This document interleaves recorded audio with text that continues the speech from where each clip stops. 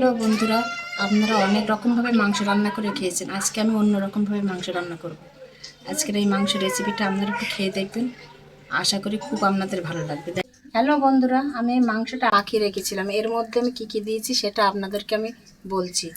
আদা রসুনের পেস্ট দিয়েছি 2 চামচ, নুন দিয়েছি 2 চামচ, হলুদ গুঁড়ো দিয়েছি 1 চামচ, জয়ত্রী জাফরানের গুঁড়ো দুটো মিলিয়ে আমি গুঁড়ো করে নিয়েছি 1 চামচের মতন, আর 100 গ্রাম টক দই দিয়েছি।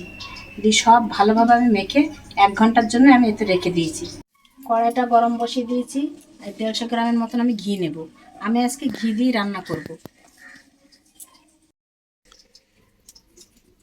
আমি হাফ প্যাঁচ এই ঘিয়ের মধ্যে দিয়ে বেরেস্তা করে নেব, আর হাফ প্যাঁচ মাংসের জন্য আমি রেখে দিলাম।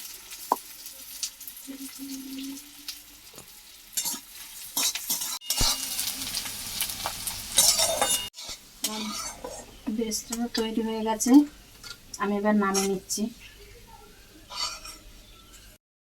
থেকে এবার 150 গ্রামের মতন ঘি আমি কড়াইতে ঢেলে দেব।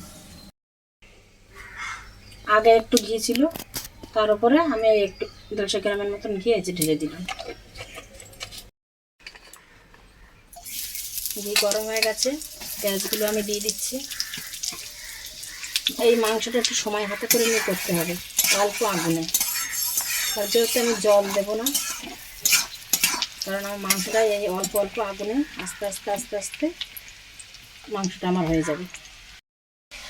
পেঁয়াজটা দিয়ে দিয়েছি, দুটো তেজপাতা, গরম মশলা দিয়ে আমি ভালোভাবে নেড়ে নিচ্ছি। একটু গন্ধ বেরোবে যখন, আমি এই মাংসটা আমি এর মধ্যে দিয়ে দিচ্ছি। ফোড়নটা সুন্দর গন্ধ বেরোবে, তার উপরে মাংসগুলো দিয়ে দিতে হবে।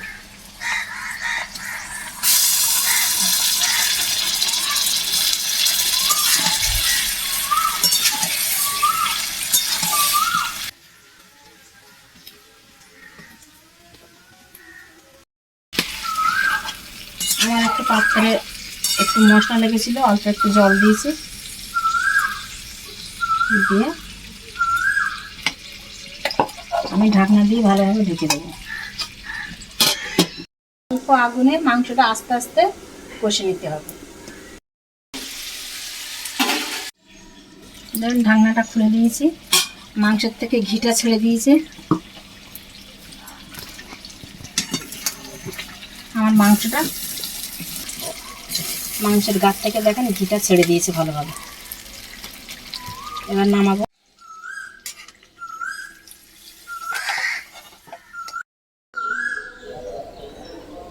মাংসটার উপরে আমি আগে ভেজে রেখেছিলাম যে বেরেস্তাগুলো মাংসের উপরে ছড়িয়ে দিচ্ছি।